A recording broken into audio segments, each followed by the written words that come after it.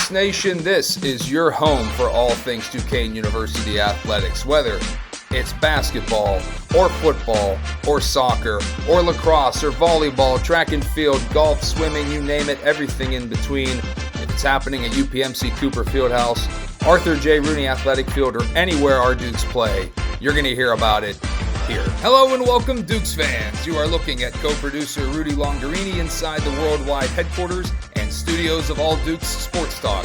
I'm Bob Healy III, joined as always by Nick Frost, and we are uniting Dukes Nation for a conversation on all things Duquesne University athletics. So without further ado, let's get to it, and let's go Dukes! That's it. Sometimes as Meg bats it away, getting helped up by one of her biggest fans. Yeah. I love seeing fans out here wearing players' jerseys. Yeah, They're pretty cool. Minute 23 to go in the third.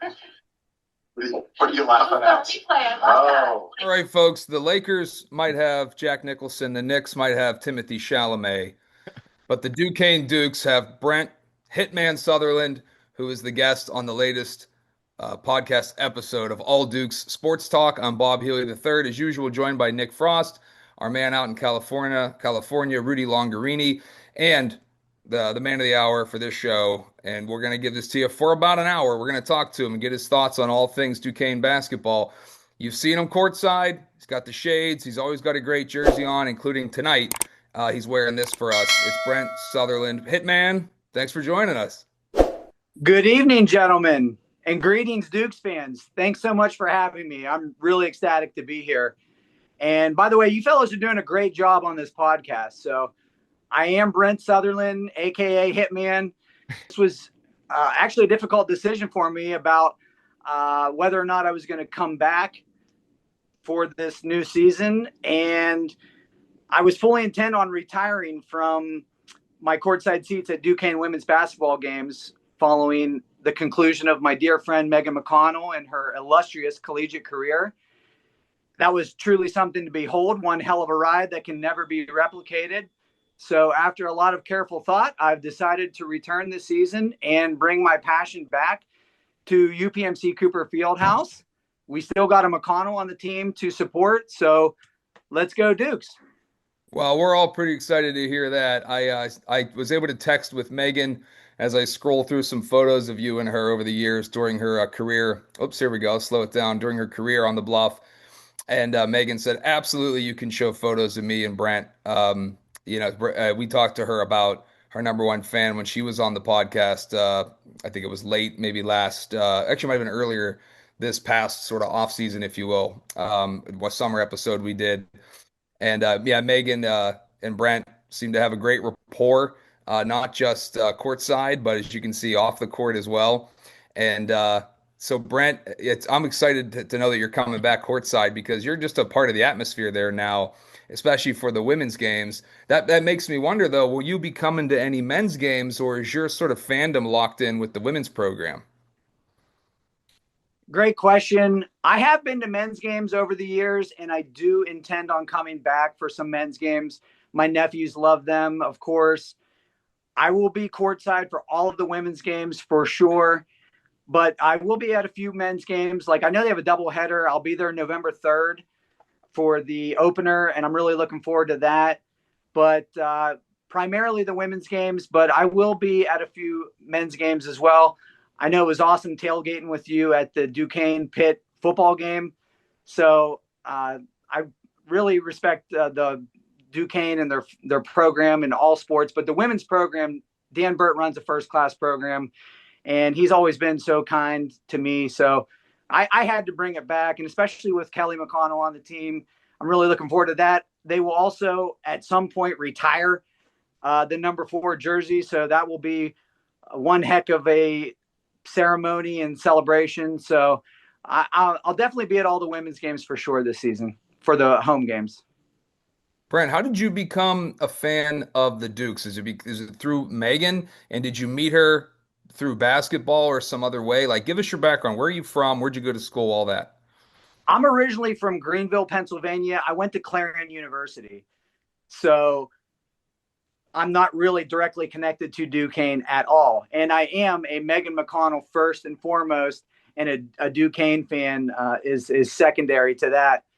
But it all started in 2021. My family wanted to watch a Penn State women's basketball game, and I took that opportunity to go. I had no idea what I was in store for, but I went to that game. It was Megan's freshman year, and my niece was with me, and they were all cheering for Penn State. And there was a girl from Pittsburgh actually that went off and had 33 points that game, but they were really focused on Penn State. But every coachable moment, I was showing my niece, like, are you seeing what number 4 is doing here? Did you just see what number 4 did there? She was doing all the little things, and it just created this opportunity for me and my niece and all these coachable moments. So we really bonded through that. And my niece eventually became a huge Meg and Duquesne fan as well. But that's really how it all started. And that was Meg's freshman year. So at that game, I was just, like I said, I kept seeing what Meg was doing and coaching my niece up. And at halftime, I finally was like, who is this number 4? And I didn't know anybody. I didn't know any of the players on either team. And when I read her bio, the game was over. I mean, it was a novel. It's a long bio, but I felt like I knew her after the bio because I knew about her Aunt Susie. Of course, I knew TJ. So I was like, wow, like this is amazing. And so that's what really got the whole snowball going downhill, rolling. And after that, though, I felt like that couldn't be the only game that I saw. And fortunately, I'm friends with Richie Chupka. He owns Chupka's Cafe too in the South Side. Very popular for Duquesne fans. And he sits courtside. He's a Duquesne alum. And so he saw me at that game and he invited me to sit courtside. And after I sat courtside, it was over because I was just locked in. And it wasn't long after that, I decided I was going to go out on a limb and buy a number 4 jersey. I had to just go make one online because it was like right at the start of NIL, but there wasn't like player jerseys for women's basketball, at least. So I just went and made one. I went out on a limb and did it. And yeah, that was amazing. In fact, that one picture, that one picture where it's the first time I wore it at a game, and Meg was a freshman, and it was in one of those pictures, and she's pointing at because I'm showing the last name on the back, and she had 8 steals that game. It was amazing. And I remember she said that they kept running the same play, and she is such a great anticipator on defense that if she gets so many steals. In fact, I always told her, you're going to get a quadruple double. Yeah, that picture right there. Great job, Rudy. She got these triple doubles. I'm like, you're going to get a quadruple double. But, you know, it wasn't long after that I got to know her. And soon, at one point, she made a request of like, you know, you have all this passion. You should come to away games. So then I started going to away games. And then I was doing trips with the family. And the rest is history. But I did go a lot of trips. Like St. Bonaventure was always the closest conference game. So I went up there for a couple of seasons. Rhode Island was a fun trip. New Orleans is a totally different podcast. That's a whole other story. But I got to hang out with Maddie and, you know, her mom is a saint. Timbo's a character, but so much fun with Maddie. I went to Princeton. I rode with her dad, Timbo, to the Bronx in Fordham. I was at that St. Joe's game in Philadelphia that they won last season, which was awesome. I went to Chicago and Loyola, which was really cool, Kent State. And I went to a lot of the A-10 tournaments. They had them in Wilmington, Delaware, and then Virginia. So that was an amazing run. I mean, her career was just impeccable. And it was really something to behold. And I'm really looking forward to what's next for her, though, too, because she actually asked me that question. Are you going to continue to go to the Duquesne games after she was done? And it really was a hard decision because I didn't plan on doing that. I was going to be done after her career, but I am going to keep it. I told her, you can't get rid of me this easily, though. I am going to be following through. In fact, I went to the Mercury's season opener this year, and that was a whole nother story too. But so there's so much positivity moving forward with her career professionally that I'm really looking forward to it. But it all started with going and spending time with my family, and it really just matriculated from there. Hey Nick, you were talking to Brent before we started the broadcast about his jersey and maybe getting another one. What were you asking? Yeah. I mean, are you gonna get an Australia jersey if you're able to add to Yeah, the collection? right here is the baddest jersey in the game right now, in my opinion.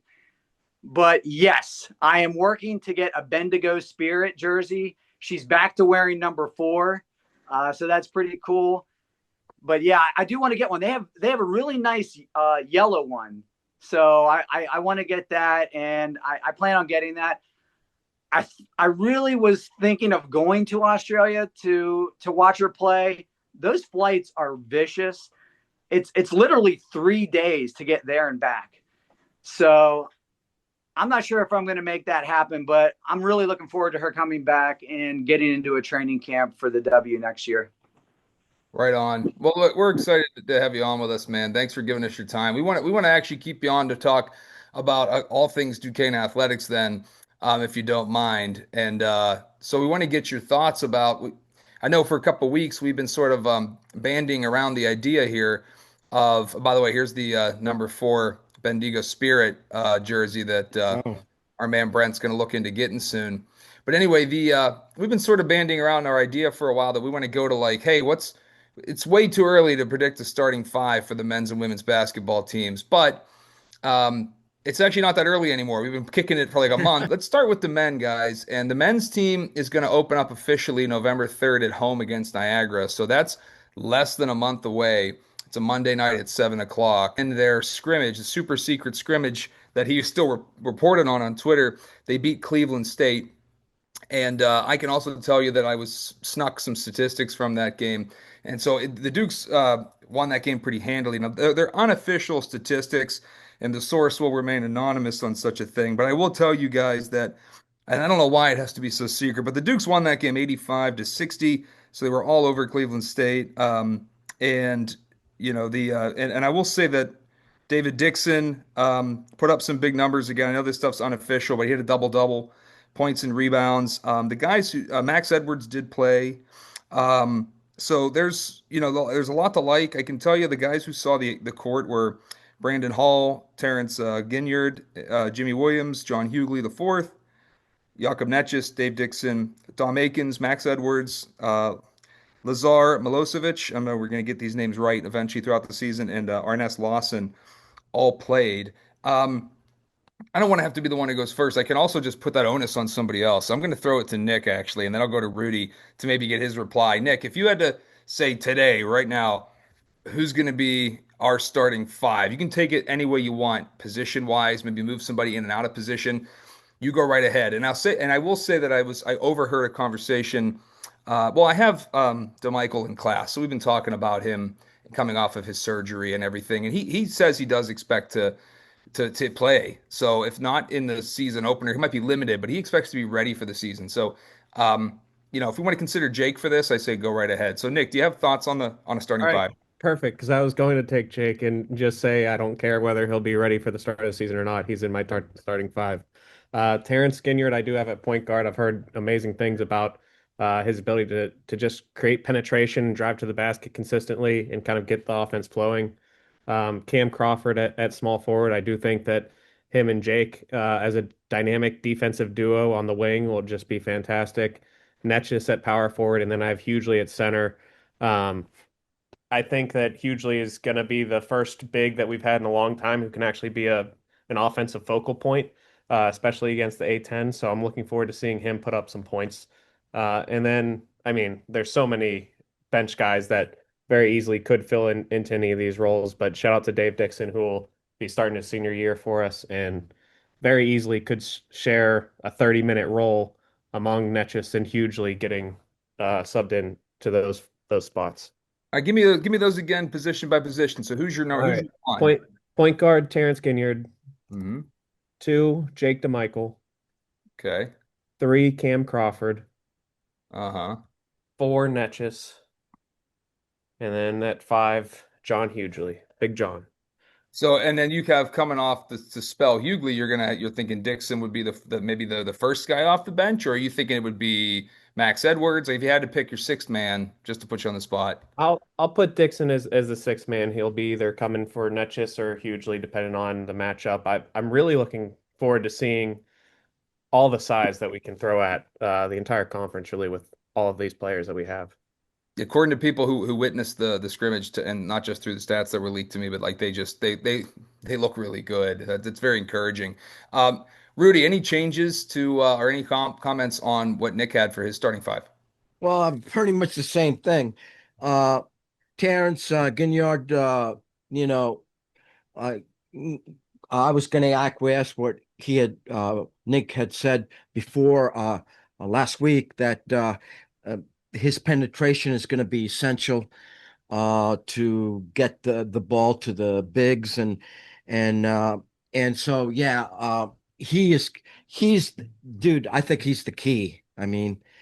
I think that the guys that you featured, Nick, are kind of like, already set in, that they're going to, start. Then, of course, I got Jake DeMichael. Yeah, dude. Yeah, geez, I hope that he's gets started at the beginning of the season, and uh, he's got that knack, of always being at the Johnny on the spot, and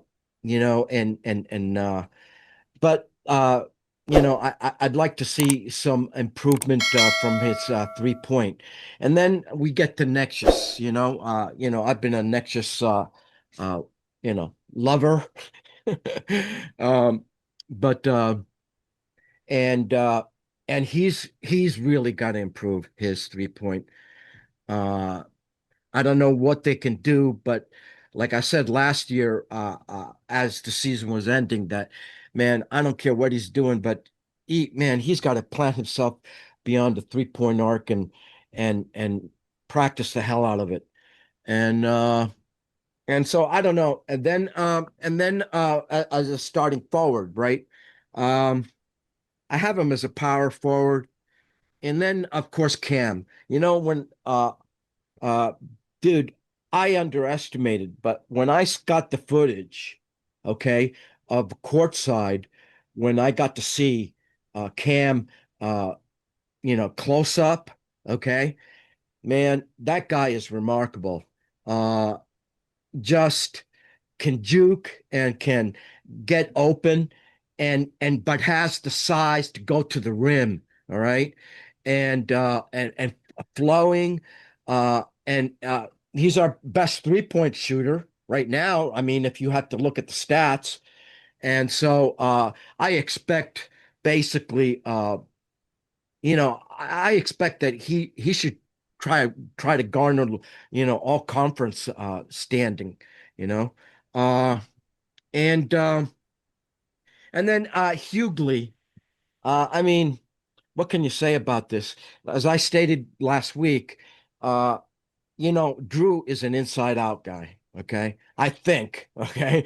Because uh Dambrot was the same way. And I think this all stems from having LeBron at an early age, okay? That's why and he's believed in that philosophy. And I believe that Drew has you know g- um gone taken that to heart maybe, and obviously gotten this big guy to come to the Dukes for his last year. And so I expect him to be like you know uh scoring consistently, uh down in the blocks, uh you know like I was telling you before, he's got that Charles Barkley kind of body, okay? He he backs down on you, man, and he puts his butt into you, forget it. I mean, you're gonna get taken to town, and then so I expect him to be really, really uh, the key guy that we start up a play with. I mean, how can we get it into him? But I want to say that depending upon the matchup, and I know that coming off the bench, that uh, I think that what I'm thinking is that uh, that Dixon, you know, uh, is going to play like that role that he played last year coming off the bench.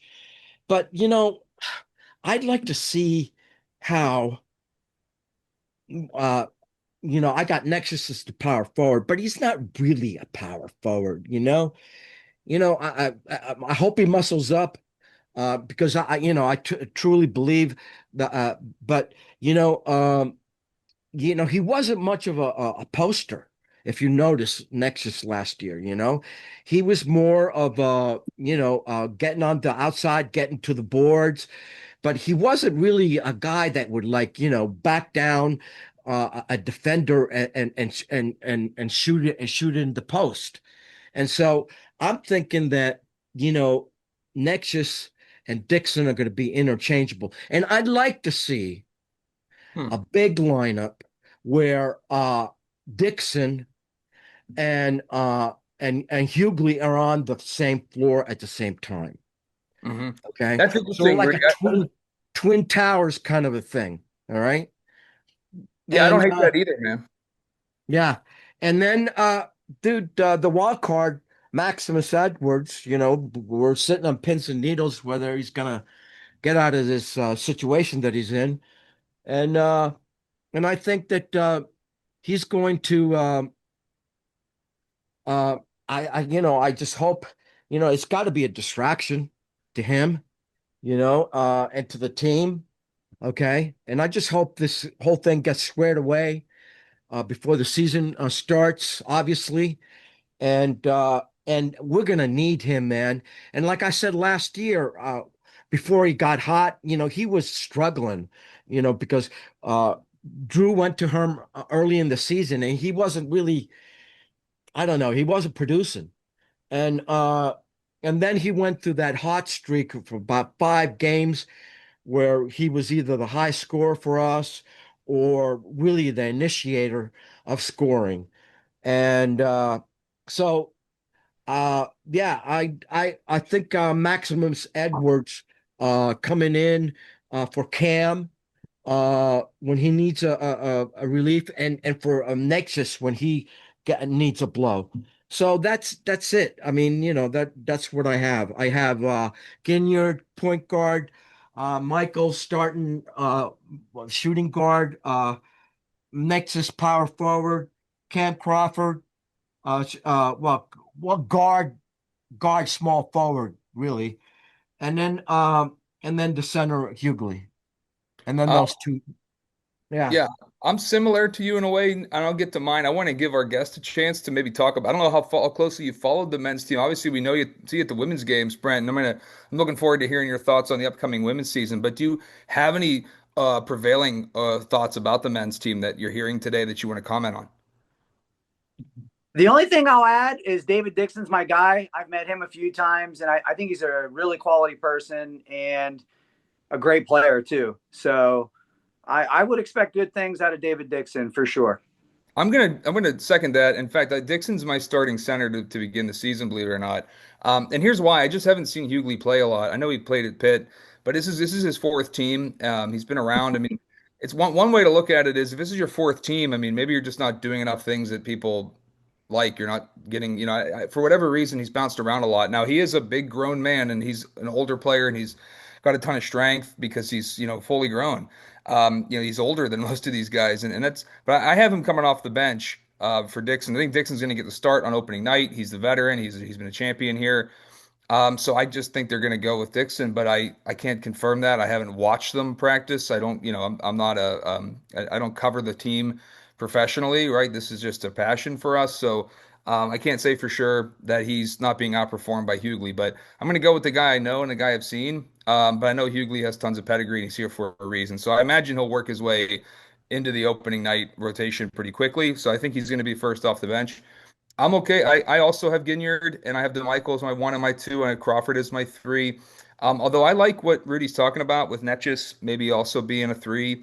Um, but yeah, I do. I'm with Nick for now that he's going to be my four. Since DeMichael might not be 100% for the opener, I actually think Max Edwards finds his way onto the Right. floor for opening night. Maybe he's not announced as a starter given the legal troubles recently, but he might be the de facto number two till DeMichael comes back. Um, and then I have, like I said, Dixon with Hughley replacing him. And one guy I want to mention who I'm kind of excited about is Brandon Hall as a point guard. I think he'll get some action. He missed the entire season last year as a junior when he was at Howard. He was rehabbing from an injury suffered late in the 23-24 season. And he was, during his uh, campaign before that at Howard, he was a pretty, he scored in double figures 14 times. I'm reading from his bio, 5 games over the 20-point plateau.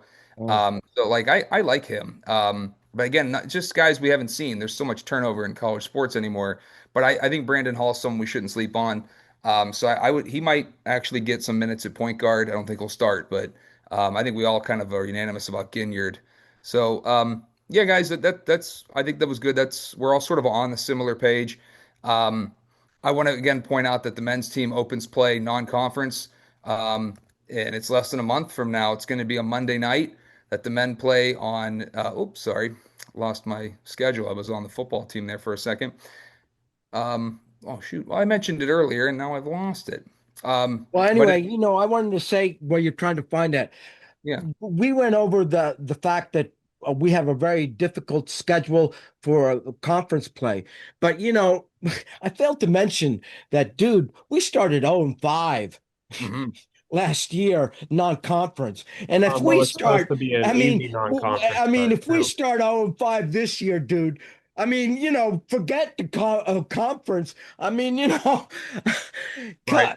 so first things first. First, foot forward.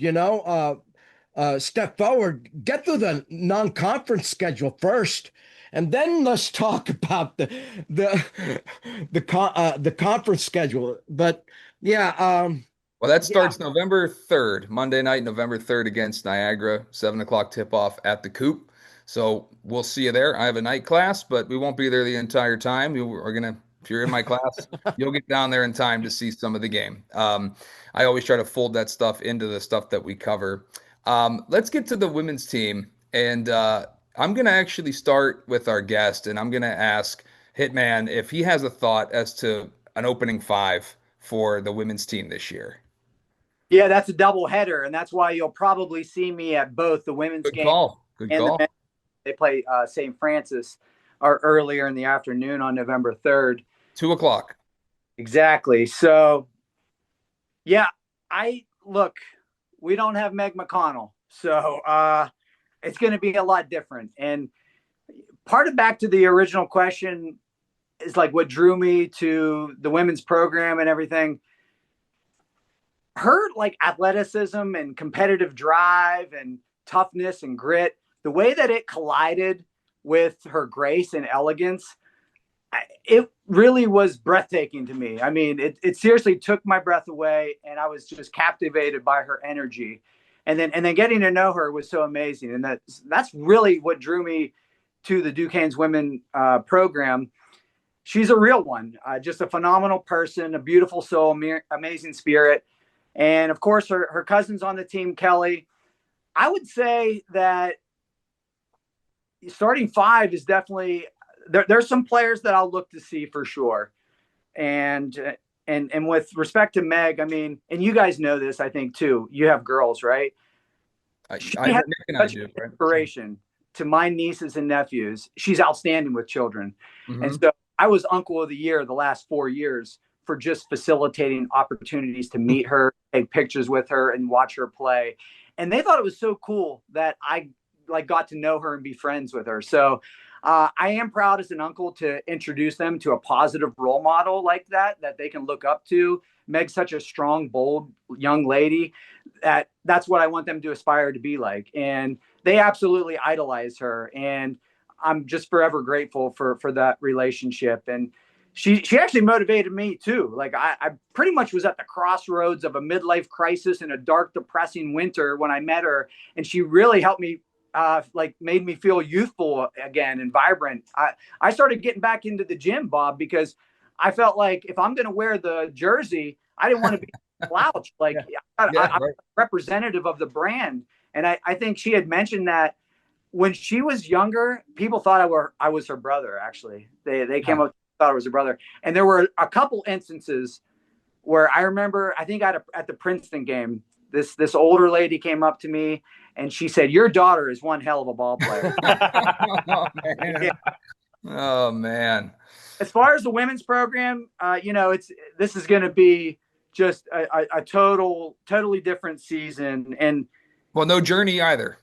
yeah, exactly. Journey in Indiana, that will be something to see for sure. Which reminds me of like one of those road trips when I took with Timbo, and he drove me up to Fordham up in the Bronx, and we met one of his friends for dinner. And after that game, and it was one of Journey's worst games probably, honestly, that I saw.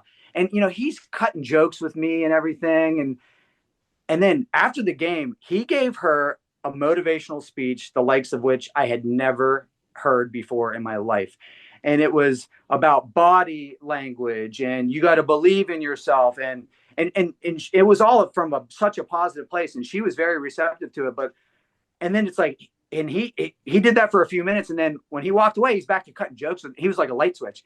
Like, but it was actually impressive. Like I had never really seen him like coaching like that, but he really gave her one heck of a speech after that game. I would say that for this season, because Coach Burt is going to run this hockey lineup where every 2 minutes there's going to be a new five that comes in.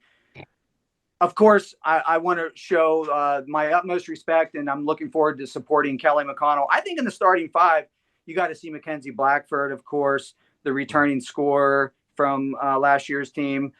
I think Faith Walker brings a defensive presence that'll be interesting to see, but I'm really excited to see Lexi Bordas play. The three-time Gatorade Player of the Year in West Virginia, straight up scorer.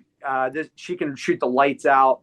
So I would say just as far as the core, I do know, and I probably wouldn't get the pronunciations right either, but there's a couple of young ladies that were from they got in the portal that are coming, some down low rebounders.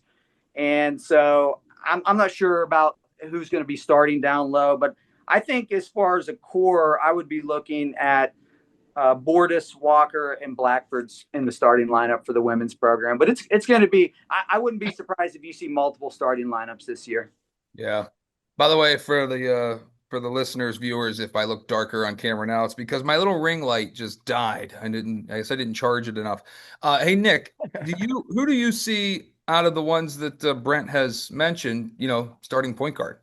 Yeah, I think Mackenzie's probably going to get the nod at starting point guard, and then Lexi starting out at shooting guard. But both have the skills to play really either position.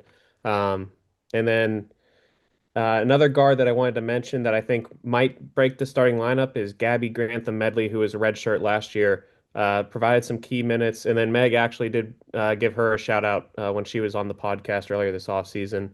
At power forward, I have Raina Green, who played some key minutes last year. And then I took a stab at a center of the several transfers, and I put Dunja Zečević, who Coach Burt said was similar to Amadea, who is also a Duquesne Hall of Famer. So if she is living up to that billing, she's going to be a fantastic center for us. Faith, I have as the sixth person off of the bench. And then Nadia Moore, I have as the first guard off the bench, the local guard who plays like a little bit like Dennis Rodman, although Coach Bird has given that moniker to several players over the years on his team. Um, Did I miss a five? Did I miss you? Blackford, GGM, Green, the Zuna is the whose name I'm probably butchering is. Dunja's the center, and then Lexi. I agree with Brent. Lexi at shooting guard of Bordas and Bordas family heritage. Yeah, that's right. So Alexis Bortis obviously is the highly touted newcomer. So we're going to see her on the court. In the women's game, you see a lot of the freshmen tend to play more often, even in this day of college players lasting 4 and 5 seasons and everything. That just the way that the female athletes are, they tend to reach maturity quicker. And so like that's why Megan starts for 4 years, for example, where often with the men you don't see a lot of the freshmen get minutes. I think Bortis will get lots of minutes. Um, so none of us think that the other McConnell is going to end up in the starting lineup. Where do you guys see Kelly coming into the fold? I She's definitely, yeah, play. go for it. Oh, I think she's definitely, gonna log some quality minutes. I actually think that in the starting lineup to begin the season, the girl from Omaha, Nebraska, that transfer, that I think she's a big time rebounder, and I think she's gonna log a lot of minutes. But that's very astute by Nick. I mean, Harriet Ford, you're talking about Harriet yeah, Ford. back down low. But I do like everything that Nick said because Gabby Grantham Medley is a great girl, and not seeing her at all last year, it's easy for me to almost forget. But I do. She's probably going to have a big year. And Raina, she started games last season and logged a lot of quality minutes too. So Dunya from UTEP, I'm not sure if she cracks the starting lineup. We'll see. I mean, I know they have one of the scrimmage against Mercyhurst coming up, so that'll be interesting to see. But I think that if I had to put someone else in, I only gave 3 names actually, but I think the girl from Omaha is going to crack the starting lineup. She's a big time rebounder, and she's from Australia as well, an Australian connection. So Harriet Ford, there you go. Yep. Well, I had the same. All I had those the same names. I had the same names as Nick. There's a lot that we need to see out of these ladies too. So, but I do think Kelly McConnell, just being the whole family's a student of the game, and it's a lot of pressure on her. Of course, it's a big name to live up to in Pittsburgh basketball. But I do think I think she's gonna surprise with more minutes and more contributions.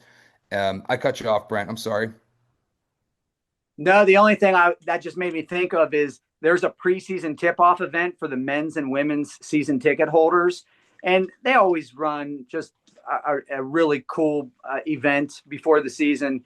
And you kind of stole my thunder a little bit in that I'm going to tell Kelly, I'm definitely coming back. I want to show support for her, but she has the opportunity to set herself apart from the other McConnells at Duquesne, including her mother. I admire her parents. She has great parents.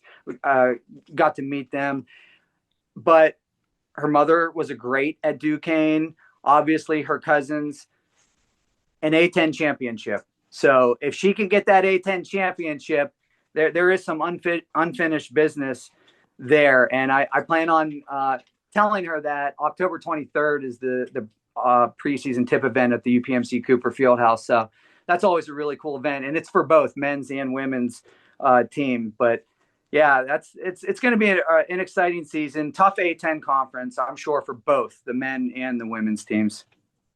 That tip-off event will go from 5:30 to 7:30, October 23rd. You can get in, but you got to RSVP. This is a DUQ underscore the crew, the student section. This is the name of it they have. If you go to their Instagram page, you'll see a link in the bio to RSVP. I'm sure you can probably also find it somewhere on goduquesne.com. But yeah, you can get it's a cool event. I went to it last year. I can't make it this year, so I recommend that. Rudy, we haven't talked to you yet about your thoughts on the women's program, so uh, fire away. dude, I can't really comment because it would be a travesty because, even though I watch the games and I think Blackbird is going to be a key figure, dude, I got to acquiesce to the two guy, Nick and to Brent. I mean, yeah, pretty much whatever they said is I'm agreeing with because they know the ins and outs of that program much better than I do. Well, that's totally fair. Yeah, and I am excited about the season. It's a transitional time. They lose their 2 best players. but that more best players, are going to happen. They're going to come. They're going to be on the way. So let's turn our attention to football, guys. I Hitman and I did, meet in the parking lot during a Duquesne Pitt tailgate. And I went over and I was like, I know who this guy is. I see you courtside at the games, and that's when I invited him to the podcast, and here we are. I know Brent. That game obviously went kind of how everyone expected, but I will say, since I've been to every Duquesne home game this year, since I'm a statistician for them, I can tell you that once Duquesne started playing more at its level and playing other FCS programs, the Dukes are super competitive. Sometimes we go on the road and play, big FCS teams, and we don't hang. But like when Duquesne earlier this season, as you can see here, played Lehigh, which was number 10 in the country for FCS. We hung with them. 21-35 doesn't show how close that game really was. The Dukes were one defensive stop away from getting a chance to come back and tie the game and just couldn't get it. But Lehigh was big and strong in the trenches, and that's where they won the game. But lately, the Dukes, when they've played conference newcomer New Haven, as you can see on September 27th, they really pounded that team. That team will officially be an NEC conference game next year. Stonehill, Duquesne defeated them handily, 34-14. And then at homecoming yesterday, Saturday, October 11th, we're recording this on Sunday the 12th. The Dukes were all over Port St. Francis, a school that's in transition down to Division III. It looked like a Division III team playing an FCS team. The Dukes returned the opening kickoff for a touchdown and never looked back. But that being said, I really enjoy watching Joey Isabella play, and Tyler Riddell is finding him and exploiting his talent. Isabella has had, I want to say, 2 punt returns for touchdowns called back this year on penalties. He's so close to breaking one. If not for the penalties, I don't think either of them really affected the play. He could be looking at like All-America punt returner for FCS, but I do think he'll crack an All-America team at receiver. He doesn't, in a game like this, he pretty much doesn't play the entire fourth quarter, but as you can see by the numbers, Isabella still, he gets 63 catches on or yards on just 2 catches. One of them was for 57 yards, and he's gone for a touchdown. But look at all the different players who caught passes for the Dukes. It was an impressive performance. It remains to be seen, how they handle the higher end NEC programs. But I like what I see so far. The Dukes will next play October 18th at 6 p.m. at Mercyhurst. You can get that on NEC Front Row. And of course, listen to our guy, Alex Panormius, who I think will probably be joined by Josh Taylor on that call. Lately, the Judge McVeigh, our guy, has been doing color on the radio for the Dukes when Josh has been on TV on that feed with Tim Benz. But maybe we'll get Josh back on the radio for that one. Anyway, it's 6 o'clock at Mercyhurst. I expect the Dukes to take care of that as well. I also expect the Dukes to take care of Wagner and LIU. And it's really going to come down again, guys, to this Central Connecticut State game. Every year, these two teams are fighting for the conference championship. Right now, that game's supposed to be on NEC Front Row, but that might get bumped to cable TV or ESPN3 or something like that. So we'll see. These games haven't been shown on Sportsnet Pittsburgh. As I understand it, if you can't get it on Sportsnet Pittsburgh 1, you can get it on Sportsnet Pittsburgh 2, the extra cable channel. That's probably going to decide the conference championship. And then Robert Morris, I think, has had a bit of a disappointing season. So hopefully the Dukes have it wrapped up by the time they go to Bobby Moe on November 22nd. Unfortunately, I can't make that one despite it being a local game. But really looking forward to November 15th. If you can get out to one more Duquesne game this year at home, that's your last chance. And if that's the only one you get to, that'll be basically the de facto conference championship game. Highly recommend it. Guys, I want to turn our attention to some news out of women's soccer. Unless you had a thought on the football team you want to get in on, I can just keep rolling on this. So women's soccer got some great news. Outstanding striker for the women's team, Maya Matisa, has been named to essentially like the women's soccer Heisman, if you will, right?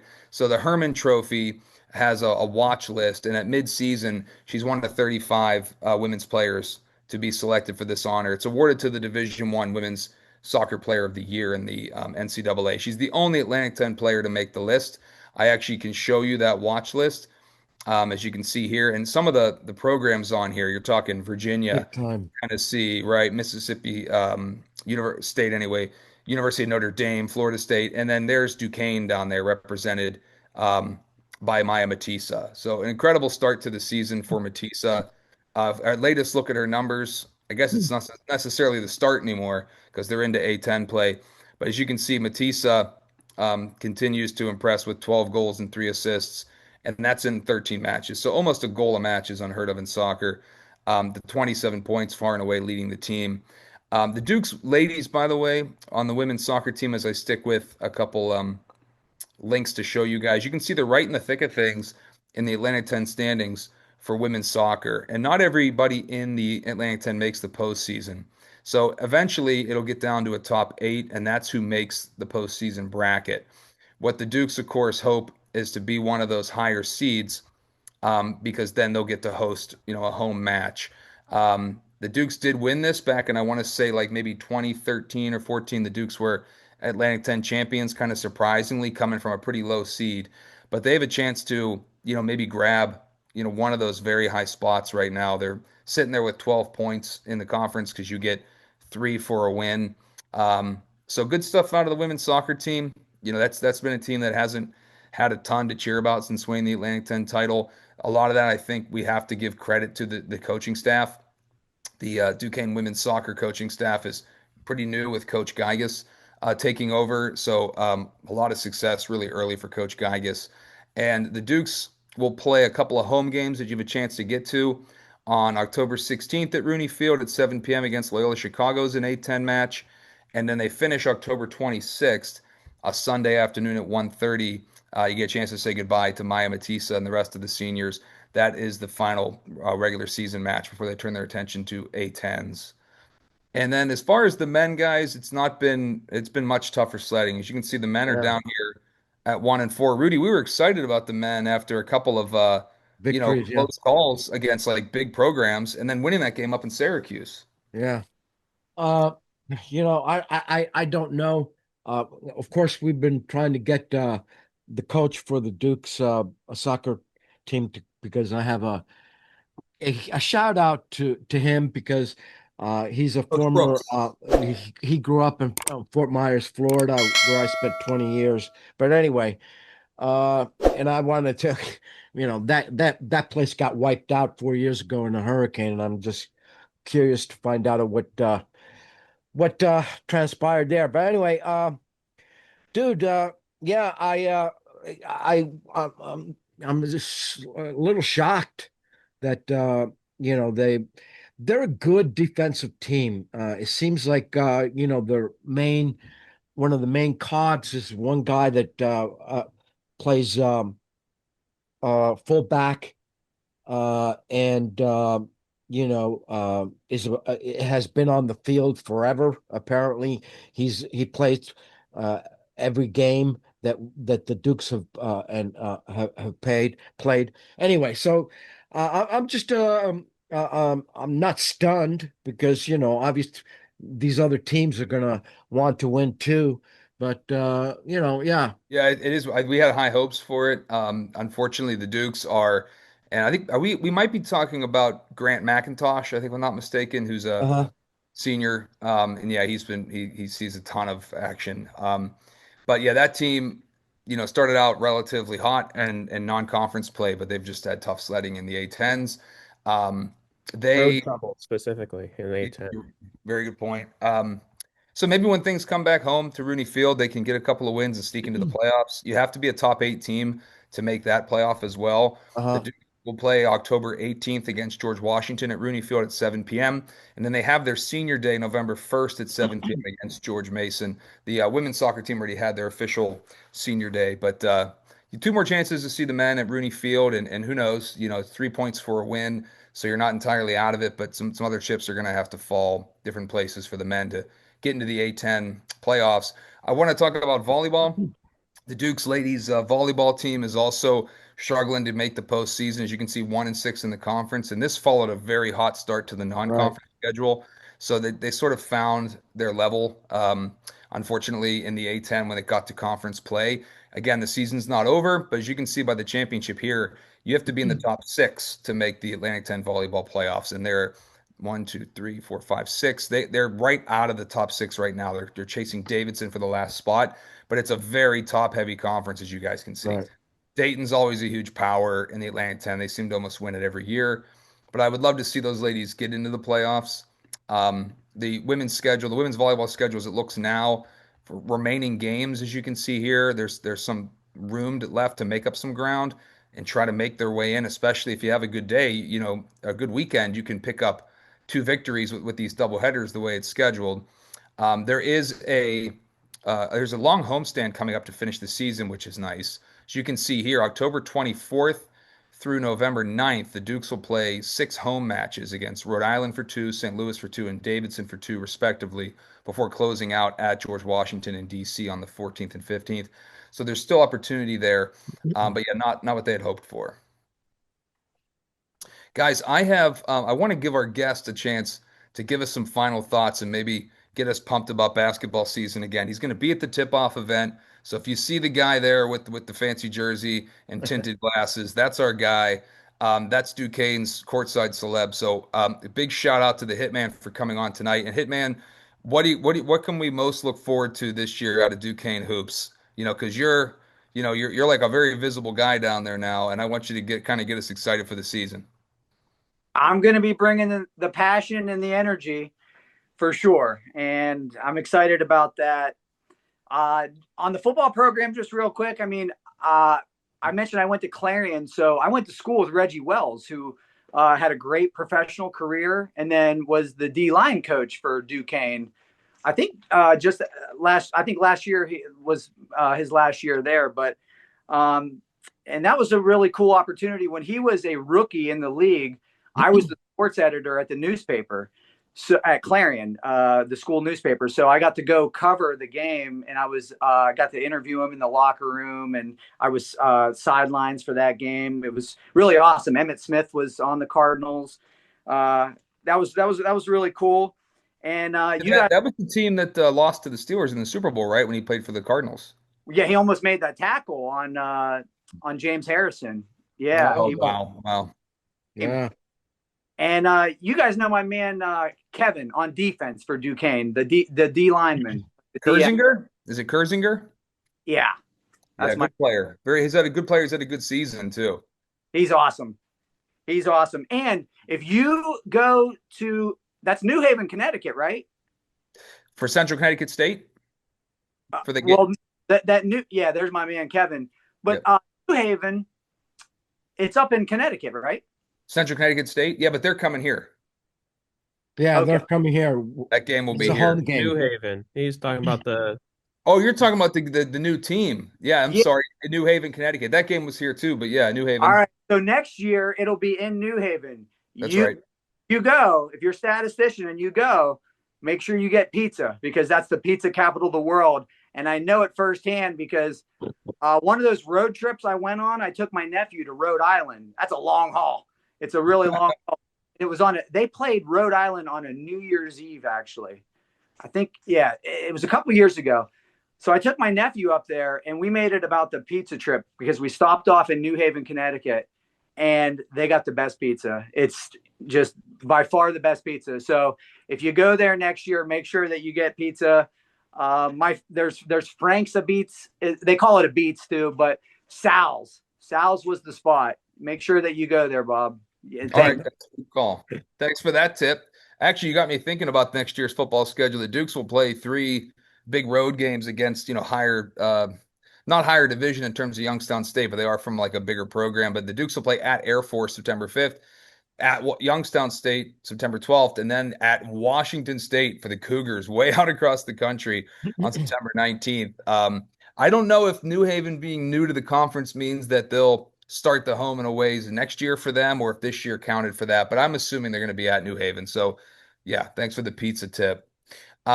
Guys, any final thoughts starting with, I'll go to Rudy. We heard from Brent, and then I'll go to Nick. Rudy, final thoughts on anything Duquesne Dukes related before we close out another show?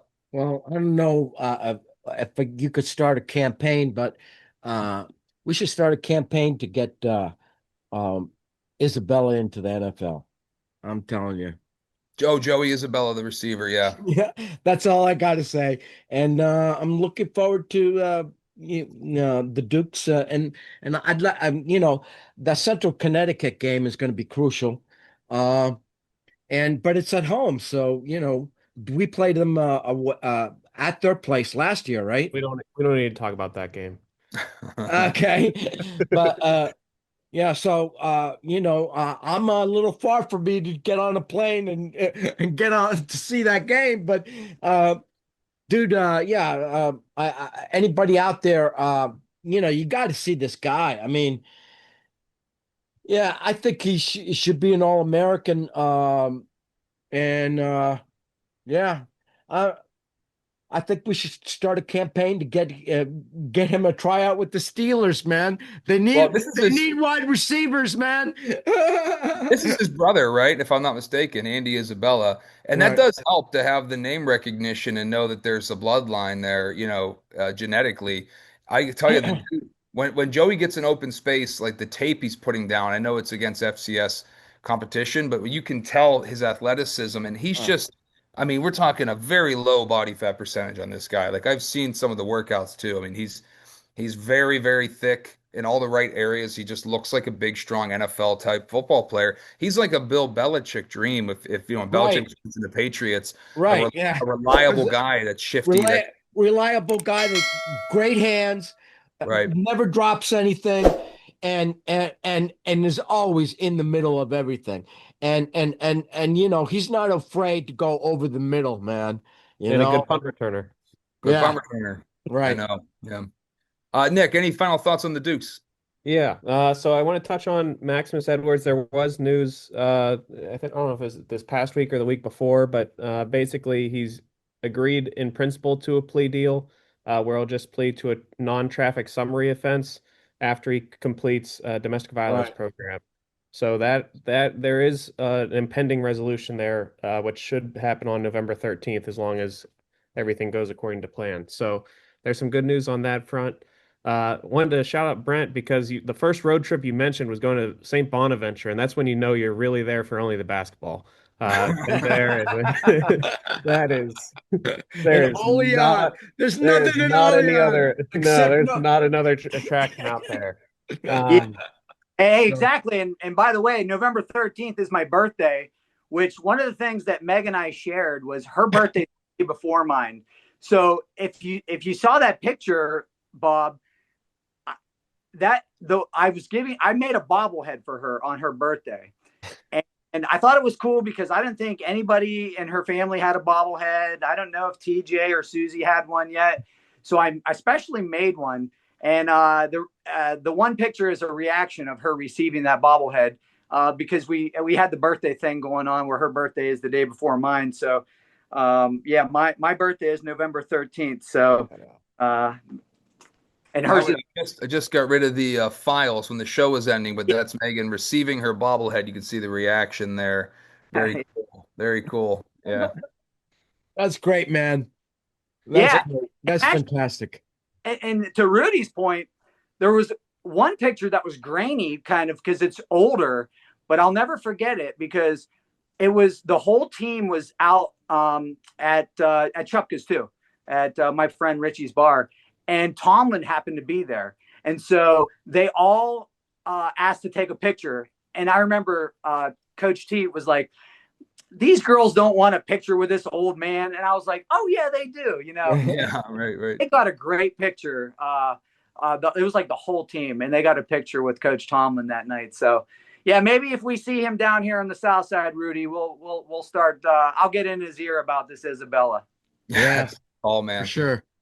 Hey Brent, we can't thank you enough for being here, and I'm excited as a Dukes fan to know that you'll be back on the sidelines, at least for the women, or and just around the coop. So it's awesome to have fans that are into the program and that are adding to just the color and the legacy and history of everything Duquesne. So that's super cool. We're happy and lucky to have you in Dukes Nation.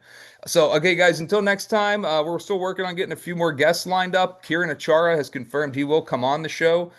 We just couldn't get it settled with Scotland time since it's just a big time difference. But we're working on that. So till next time, shoo shoo, rah rah. Let's go Dukes.